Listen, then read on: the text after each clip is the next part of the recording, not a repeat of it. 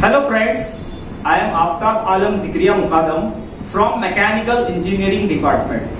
Today we are going to solve important numerical on bending stresses, which is to be solved by using flexural formula. So let's get into this video. ये problem का statement है, determine bending stress in beam of I section of flanges 200 by 10 and 300 by 10 mm. Web is 200 by 10 mm. Overall depth is 220 mm and beam is loaded as per this figure, which is consist of UDL loading and uniformly varying loading. तो इस problem को solve करने के लिए सबसे पहले cross section हम देखेंगे कौन सा है। तो क्रॉस सेक्शन हमारे पास है आई सेक्शन। तो आई सेक्शन में एक टॉप फ्लैंज है, वो मैं ड्रॉ करूंगा यहाँ पे। तो ये टॉप फ्लैंज का डायमेंशन मेरे पास है 200 mm बाय 10 mm। नेक्स्ट है बॉटम फ्लैंज। तो बॉटम फ्लैंज का मेरे पास अगेन डायमेंशन दिया हुआ है 300 mm बाय 10 mm। तो बॉटम फ्लैंज के बाद मिडल वाला पार्ट मेरे पास है वेब, जिसका डायमेंशन दिया हुआ है 200 बाय 10। तो इसका मतलब होता है वेब की लेंथ है वो है 200 mm और इसकी थिकनेस है हमारे पास 10 mm। प्रॉब्लम में मेंशन्ड है ओवरऑल डेप्थ 220 mm। इसका मतलब है from top flange to bottom flange total vertical length is overall depth, और ये ओवरऑल डेप्थ का वैल्यू हमारे पास है जो कि हम यहां से भी ऐड करके फाइंड कर सकते हैं, लेकिन हमें मेंशन्ड है 220 mm। तो इस फिगर को मैं 3 सेपरेट फिगर्स में स्प्लिट कर रहा हूं, 1 2 3। तो इन फिगर्स के मैं डायमेंशंस नोट कर रहा हूं। Base of first figure B1, second figure का है B2 एंड थर्ड फिगर का है B3। डेप्थ फर्स्ट फिगर के लिए 10 mm डेप्थ है, सेकंड फिगर के लिए डेप्थ है D2 200 mm और थर्ड फिगर के लिए मेरे पास डेप्थ है D3 10 mm। तो सबसे पहले यही वैल्यूज में नोट करूंगा। B1 300 mm, D1 10 mm, D2 10 mm and D2 200 mm। B3 का वैल्यू गिवन है 200 mm और D3 का वैल्यू गिवन है वो है 10 mm। ये वैल्यूज मिलने के बाद मैं इनका एरियाज फाइंड आउट करूंगा। A1 का फॉर्मूला है B1 D1, वो हमारे पास है 300 into 10। तो A1 का वैल्यू हमारे पास आ गया है 3000 mm स्क्वायर। ये एरिया 1 मिल गया। एरिया 2 का वैल्यू है B2 और D2 दोनों वैल्यूज है हमारे पास 10 into 200। तो A2 का वैल्यू हमारे पास आ गया है 2000 mm स्क्वायर।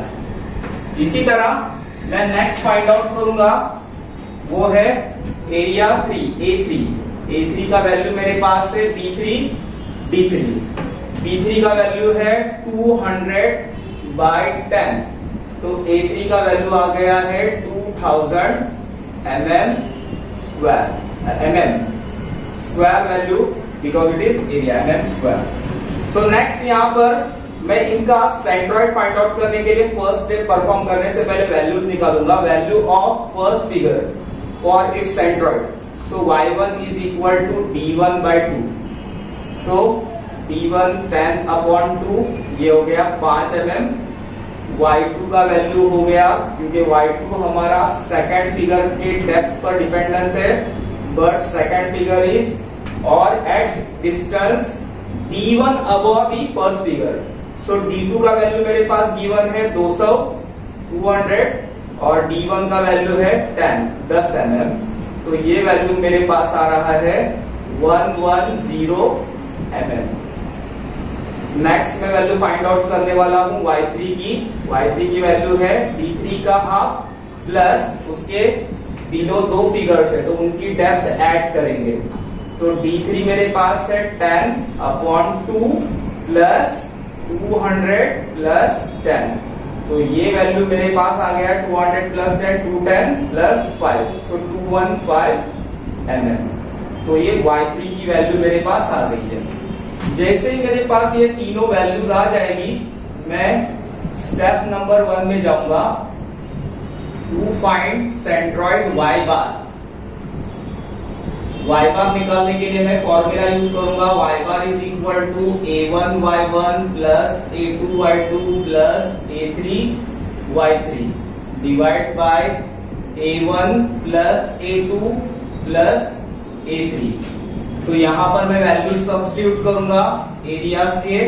एरिया का फर्स्ट वैल्यू है 3000, y1 का वैल्यू मेरे पास है जो मैं दिखा चुका हूं ऑलरेडी।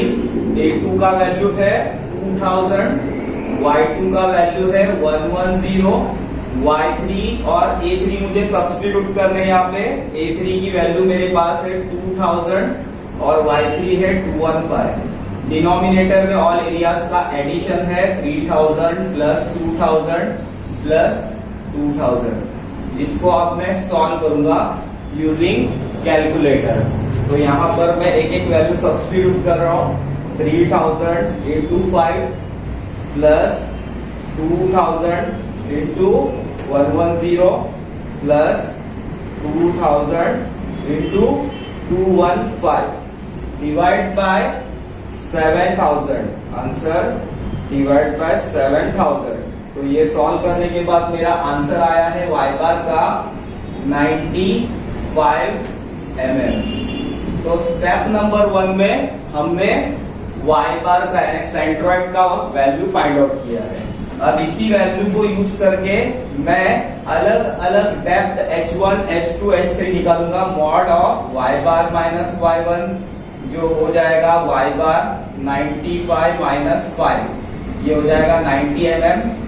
नेक्स्ट मेरे पास है इसी तरह h2 का वैल्यू होता है y बार माइनस y2 दोनों मॉड में रहेंगे।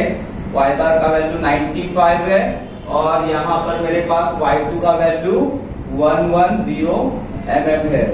95 माइनस 110 तो मेरा वैल्यू यहाँ पे आ रहा है 15 mm। नेक्स्ट मैं सॉल्व करूंगा h3 के वैल्यू के लिए क्योंकि h1 h2 वैल्यू मेरे पास आ गए हैं। तो h3 की वैल्यू मेरे पास है उसी तरह y बार माइनस y3 95 माइनस 215 95 माइनस 215 करके मुझे आंसर मिल रहा है h3 का 120 mm 120। नेक्स्ट स्टेप में हम फाइंड आउट करेंगे moment of inertia to find M I और ये मैं फाइंड करने वाला हूं अबाउट एक्स एक्सिस। तो आई हमारा फॉर्मूला है इसका I X X g1 first figure के सेंट्रॉइड के अबाउट उसका moment of inertia, I X X g2 second figure का about centroid, I X X g3 third figure का अबाउट सेंट्रॉइड और डिस्टेंस और एरिया का product a1 h1 square a2 h2 square plus a3 h3 square. Moment of inertia of rectangular surface और rectangular area about its centroid क्या formula है bd cube bye 12।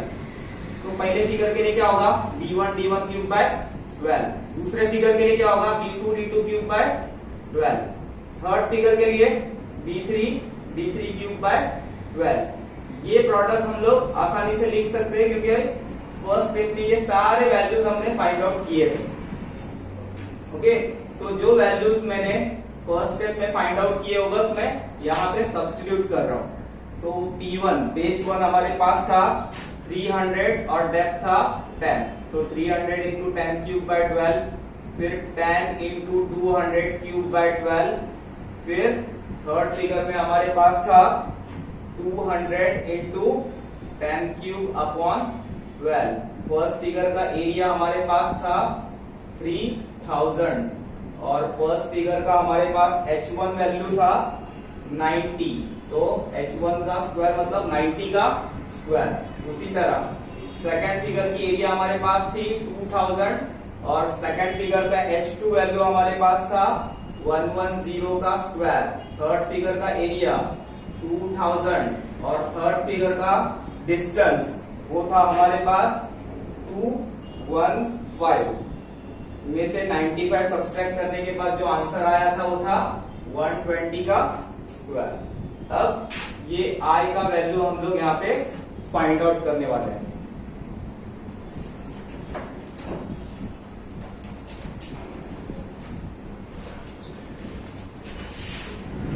तो इन सारे values को मैं सॉल्व करके एक फाइनल आंसर फाइंड आउट कर रहा हूं। तो कैलकुलेटर में हम सारा डेटा सब्स्टिट्यूट कर देते हैं। 300 into 10 cube divide by 12 plus 10 into 200 cube divide by 12 plus 200 into 10 cube divide by 12 plus 3000 into 90 square plus 2000 into 110 square plus 2000 into 120 square. तो ये मैं सॉल्व करने के बाद मेरा आंसर आ रहा है यहाँ पे 84.03। तो यहाँ पे मैं इस आंसर का वैल्यू लिख देता हूँ 84.03 इंटू 10⁶ mm⁴। तो सेकेंड स्टेप में हमने MI फाइंड आउट कर लिया है। अब नेक्स्ट स्टेप में ये जो हमें बीम दी गई है, इस बीम का सपोर्ट रिएक्शंस RA RB हम फाइंड आउट करेंगे और इसके हर पॉइंट पर बेंडिंग मोमेंट निकालेंगे। जिस पॉइंट पे बेंडिंग मोमेंट सबसे ज्यादा होगा वो बेंडिंग मोमेंट हम हमारे फ्लेक्सुरल फॉर्मूला के m वैल्यू में सब्स्टिट्यूट करने वाले हैं। तो यहां पे स्टेप नंबर 3 के लिए मेरा हेडिंग या टाइटल रहेगा to find maximum bending moment. तो maximum bending moment find out करने के लिए इस बीम का पहले मैं फ्री बॉडी डायग्राम ड्रॉ करूंगा। फ्री बॉडी डायग्राम इसके लिए क्योंकि यहां पर सारे लोड्स मेरे पास पॉइंट लोड्स नहीं है। यहां पर फर्स्ट लोड यूडीएल है, second load normal point load है और थर्ड लोड यूवीएल है। तो यूडीएल का जो भी लोड एक्ट होता है वो हमेशा उसके लेंथ के मिडल पे एक्ट होता है। तो 4 का मिडल यानी 2 मीटर 2 मीटर, ये मिडल पॉइंट पे मैं इसका यूडीएल का लोड सब्स्टिट्यूट करूंगा जिसका वैल्यू क्या होता है load multiply by distance. So 10 into 4 ये हो गया 40 किलोमीटर। ये सी पॉइंट है, ये ए पॉइंट है। तो ए पॉइंट के लिए क्योंकि ये सिंपली सपोर्टेड बीम है तो रिएक्शन बाय सपोर्ट क्या आएगा RA। नेक्स्ट डी पॉइंट पर मेरा पॉइंट लोड है वो है 20 किलोमीटर। अब ये थोड़ा अलग टाइप का लोडिंग जिसको ट्राइंगुलर लोडिंग भी कहते हैं या यूनिफॉर्मली वैरिंग लोड जिसको कहेंगे, जिसमें लोड का इंटेंसिटी मैक्सिमम से मिनिमम की तरफ वैरी होता है। तो उसके लिए सबसे पहले हम क्या करेंगे डिस्टेंस फाइंड आउट करेंगे जिस सेंटर पे ये लोड एक्ट होता है। तो हमेशा आप याद रखो कि इसके एज पॉइंट से ये 2l/3 पे एक्ट होता है, 2 इंटू l/3 पे, और इसकी वर्टिकल साइड से ये l/3 पे एक्ट होता है। तो यहां पर हमारे पास 4 लेंथ है, ठीक है। तो ये इसका लेंथ हो गया। तो इसको मैं सॉल्व कर लेता हूं 2 इंटू 4/3। 2 इंटू 4/3 सॉल्व करेंगे तो आंसर आपका आ जाएगा इसका 2.66 या 2.67। तो बाकी बचा हुआ 4 में से सब्सट्रैक्ट करने पर मैं लिखूंगा यहाँ पे 1.33। और ये सेंटर पॉइंट जो आया है वहां पर इसका पॉइंट लोड एक्ट होगा और वो पॉइंट लोड का फॉर्मूला रहेगा area of triangle half into base of triangle 4 और height of triangle maximum load वो है 80। तो यहाँ पे 2 2 4 सो 80 2 160 किलोमीटर ये लोड आ गया है। तो अब यहां पर RA और RB ये दो रिएक्शन सबसे पहले मैं फाइंड आउट करने वाला हूं। ठीक है, ये दो रिएक्शन फाइंड आउट करने के लिए मैकेनिक्स में जैसे हम लोगों ने बहुत सारे मैकेनिक्स के इक्विलिब्रियम के कंडीशंस लेकर सॉल्व किए सम्स को, तो उसी तरह इसको भी मैं सॉल्व करने वाला हूं। तो पहला मेरे पास इक्विलिब्रियम कंडीशन में फॉलो कर रहा हूं, summation Fy is equal to 0। इसके लिए साइन कन्वेंशन मेरा रहेगा upward positive, downward negative. Upward में मेरे पास RA और RB है, तो मैं प्लस साइन के साथ लिखूंगा RA प्लस RB। डाउनवर्ड में मेरे पास 3 पॉइंट लोड्स हैं, -40, -20, -160 इज इक्वल टू 0।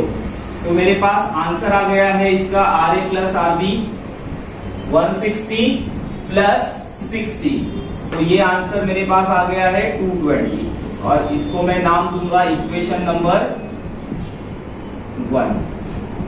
नेक्स्ट मुझे about A point her force का मोमेंट निकालना है।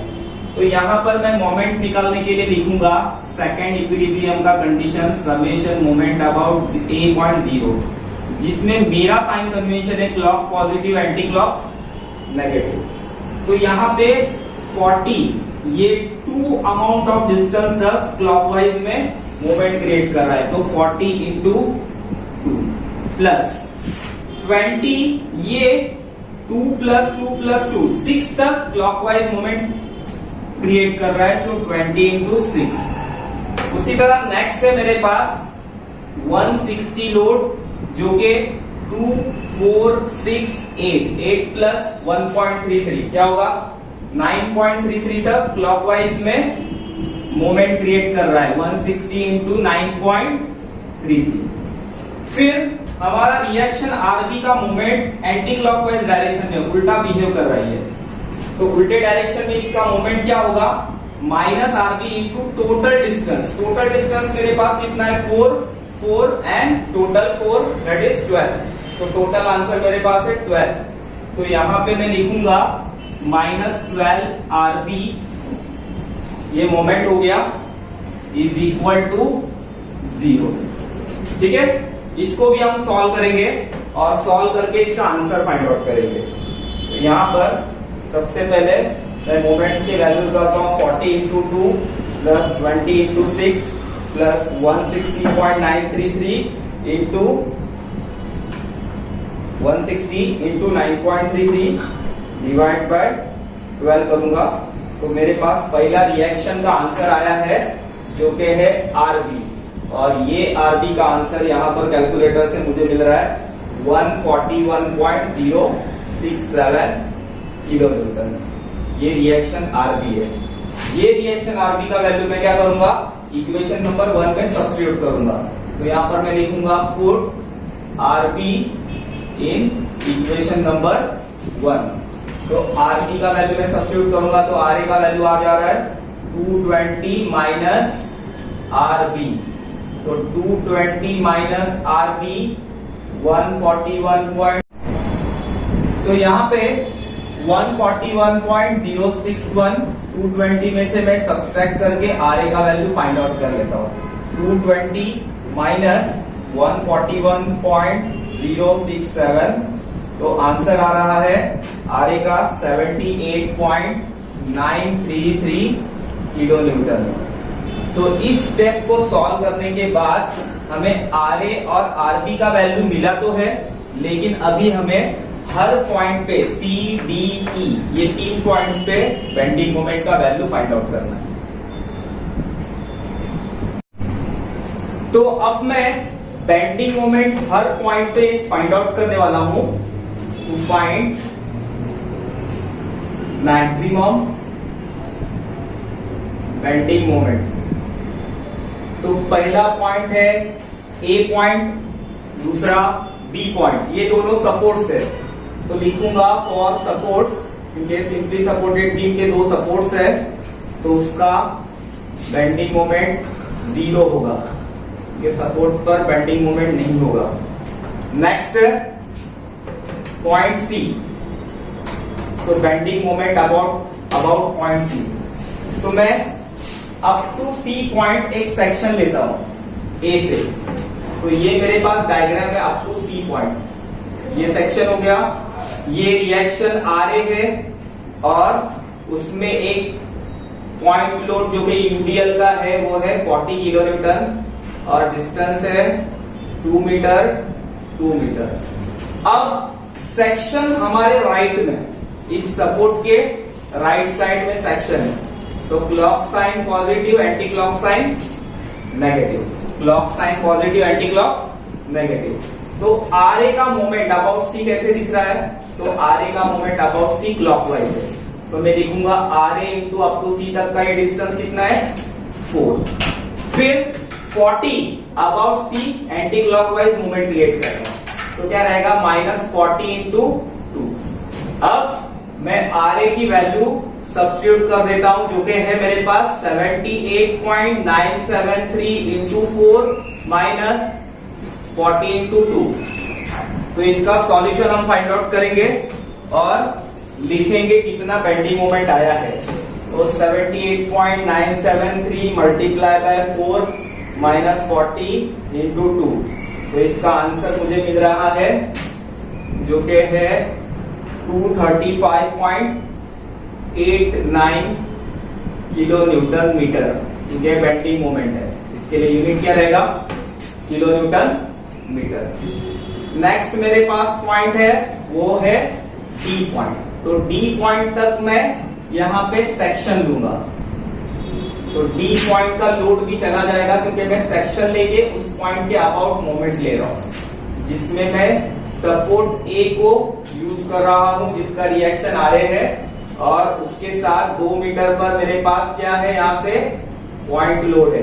कितना था फ्री बॉडी डायग्राम में वही देख के ड्रॉ कर रहा हूं। उसके बाद यहां तक का डिस्टेंस है 2 मीटर और इसके आगे का भी डिस्टेंस है 2 मीटर। तो सेम कन्वेंशन मोमेंट के लिए साइन कन्वेंशन रहेगा क्लॉक पॉजिटिव, क्योंकि सेक्शन आर ए के राइट साइड में। तो इसमें मैं लिखूंगा R A multiply by D तक का डिस्टेंस क्लॉकवाइज है पॉजिटिव, तो R A into 6 minus 40, anti clockwise moment हमारे पास है 40 इंटू 4, तो ये वैल्यू है मेरे पास 78.973 इंटू 6 माइनस 40 इंटू 4।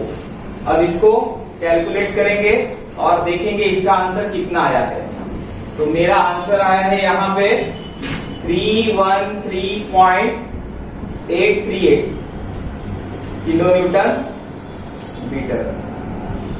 ये हो गया डी पॉइंट का बेंडिंग मोमेंट। अब मैं बेंडिंग मोमेंट फाइंड आउट करूंगा ई पॉइंट का, तो M E bending moment of point E. E point हमारा बी सपोर्ट से ज्यादा नियरेस्ट है, तो ई के लिए मैं यहां पर आरबी रिएक्शंस फॉलो करूंगा, आरबी का रिएक्शन और आरबी से पहले वाला यूवीएल फ्री बॉडी डायग्राम देख के 160 किलो न्यूटन। अब उनके डिस्टेंसेस मेरे पास है 1.33, ये 1.33 है और ये 2.67। तो अब ये सपोर्ट के लेफ्ट साइड में, सपोर्ट के लेफ्ट साइड में, तो क्लॉक नेगेटिव और एंटी क्लॉक पॉजिटिव। तो यहां पे आरबी रिएक्शन क्रिएट कर रहा है एंटी क्लॉक, लेकिन एंटी क्लॉक कैसे है, पॉजिटिव। तो यहां पे मैं लिखूंगा आरबी इंटू ये टोटल डिस्टेंस हमारे पास है 4 मीटर, तो आरबी इंटू 4 माइनस, अब यहां पर क्लॉक साइन नेगेटिव है क्योंकि ये हमारा लेफ्ट सेक्शन है। लेफ्ट सेक्शन में हम लोग 160 इंटू 1.33 करेंगे। तो सेक्शन का फंडा कैसा है, अगर राइट साइड में सेक्शन होगा तो clock positive anti clock negative, left side में सेक्शन होगा तो clockwise negative anti clockwise positive. तो यहां पर मैं वैल्यूज रखूंगा अभी। आरबी का रिएक्शन का वैल्यू मेरे पास है 141.067 इंटू 4 माइनस 160 इंटू 1.33। यहां पे आप कैलकुलेटर यूज करके इसका आंसर फाइंड आउट करेंगे। तो मैं एमई का वैल्यू यहाँ पे जो मैंने ऑलरेडी कैलकुलेट किया है वो वैल्यू मेरे पास है 351.468 किलो न्यूटन मीटर। अब तीनों बेंडिंग मोमेंट का कंपैरिजन मैं करूंगा और तीनों में से मैक्सिमम बेंडिंग मोमेंट सेलेक्ट करूंगा। तो मेरे पास तीनों में सबसे मैक्सिमम कौन सा है? M E. Therefore taking maximum bending moment M is equal to ME और ME का आंसर है 351.468 किलो न्यूटन मीटर। अब हम जब प्रॉब्लम सॉल्व करेंगे तो उस टाइम पे किलो न्यूटन और मीटर को न्यूटन और एमएम में कन्वर्ट करके रखेंगे। तो मैं यहीं पे कन्वर्ट कर रहा हूं 351.468 किलो न्यूटन के लिए इंटू 10⁻³ मीटर से एमएम कन्वर्ट करने के लिए इंटू 10⁻³ तो ये हो जाएगा न्यूटन एमएम। तो एम का वैल्यू हो गया है 351.468 इंटू 10⁻⁶ न्यूटन एमएम। अब लास्ट स्टेप हम लोग फ्लेक्सुरल फॉर्मूला इस्तेमाल करके अबव और below neutral axis I section के सेंट्रॉइड के ऊपर और सेंट्रॉइड के नीचे वाई बार के ऊपर और वाई बार के नीचे हमारा बेंडिंग स्ट्रेस का वैल्यू फाइंड आउट करने वाले हैं। तो नेक्स्ट स्टेप है हमारा step number 4 to find bending stress. तो ये बेंडिंग स्ट्रेस फाइंड आउट करने के लिए सबसे पहले मैं वैल्यूज लेता हूं। तो वाई बार के वैल्यू को मैं कहता हूं बॉटम का वाई वैल्यू जो कि मेरे पास है 95 mm। फिर टॉप का वाई, तो वाई टी का वैल्यू फाइंड आउट किस तरह करेंगे? हमारे पास ओवरऑल डेप्थ है, उससे वाई बार का वैल्यू सब्सट्रैक्ट कर देंगे। तो टॉप का डिस्टेंस हमारे पास है 220 माइनस 95। तो टॉप का वैल्यू मेरे पास आ रहा है 125। बॉटम का मेरे पास है 95 और टॉप का मेरे पास है 125। ये दो वैल्यूज इस्तेमाल करके हम बेंडिंग स्ट्रेस टॉप और बॉटम पे निकालने वाले हैं। तो मैं फ्लेक्सुरल फॉर्मूला का इस्तेमाल करूंगा। बाय फ्लेक्सुरल फॉर्मूला यहां पर दो तरह से बेंडिंग स्ट्रेस में निकालने वाला हूं। पहला बेंडिंग स्ट्रेस एट बॉटम यानी below neutral axis. Below neutral axis के लिए मेरे पास रिलेशन रहने वाला है M/I sigma B for below neutral axis divide by YB। Total moment जो कि मैक्सिमम हमें फाइंड आउट हो चुका है ऑलरेडी, वो है 351.468 इंटू 10⁻⁶। मोमेंट ऑफ इनर्शिया का टोटल आंसर हमारा आया था 84.03 इंटू 10⁻⁶। तो ये बेंडिंग स्ट्रेस हम फाइंड आउट करेंगे। YB का वैल्यू जो कि y बार था हमारे पास है 95। तो अब इसको कैलकुलेशंस में मैं कैलकुलेटर के जरिए से सॉल्व करके निकाल रहा हूं। वो है sigma B for bottom, that value is 397.35 newton per mm²। Similarly मैं निकालूंगा बेंडिंग स्ट्रेस एट टॉप यानी अबव न्यूट्रल एक्सिस। तो M/I sigma B at top that is upon neutral axis, y at top. m का value again वही है 351.468 into 10⁻⁶ upon 84.03 into 10⁻⁶ is equal to sigma B bending stress at top divide by distance. Distance हमने find out किया था 125। उसी तरह इसको भी सॉल्व करेंगे और इसका आंसर यहाँ पे नोट करेंगे। तो मेरा आंसर ऑलरेडी मैंने फाइंड आउट किया था, वो नोट कर रहा हूं 522.831 न्यूटन पर mm²। तो फाइनली अगर मेरा बेंडिंग मोमेंट जो पॉजिटिव बेंडिंग मोमेंट आया था, पॉजिटिव बेंडिंग मोमेंट। तो पॉजिटिव बेंडिंग मोमेंट अगर है तो उसका नाम होता है sagging bending moment. Positive bending moment क्या होता है? Sagging bending moment. और सैगिंग बेंडिंग मोमेंट के अंदर अपर वाला फाइबर, अपर फाइबर आता है कंप्रेशन में, अपर फाइबर इन कंप्रेशन, और लोअर फाइबर हमारा आता है इन टेंशन। तो फाइनली मैं बेंडिंग स्ट्रेस डिस्ट्रीब्यूशन निकाल के आपको बता रहा हूं। ये मेरे पास आई सेक्शन था और इस आई सेक्शन पर ये सेंट्रॉइड आया था, और इस सेंट्रॉइड के अबव और बिलो हमारे पास दो स्ट्रेसेस आ चुके हैं। तो यहाँ पे अपर फाइबर पे कौन सा स्ट्रेस है? कॉम्प्रेसिव। तो कॉम्प्रेशन को मैं लेफ्ट साइड में शो कर रहा हूं कि ये मेरा कॉम्प्रेसिव स्ट्रेस है। अपर फाइबर पे कौन सा है? कॉम्प्रेसिव स्ट्रेस है, जो कि टॉप पे है। वो कितना है मेरे पास? 522.831 न्यूटन पर एमएम स्क्वायर। और मेरा बॉटम पार्ट पे कौन सा आया है? तो टेंसाइल स्ट्रेस सिग्मा टी, वो कितना है मेरे पास बॉटम पार्ट में? 397.35 न्यूटन पर एमएम स्क्वायर। तो ये हमारा बीम का स्ट्रेस डिस्ट्रीब्यूशन का डायरेक्शन के साथ मैग्नीट्यूड हमने प्लॉट किया। Hope so dear students, you enjoyed this important video of flexural formula, and based on that whatever numerical we have solved. If you enjoyed this session, subscribe this channel Aftab Alam Mukarram and share this video to the persons who are in need of this kind of important solution of numericals. Thank you all of you for watching.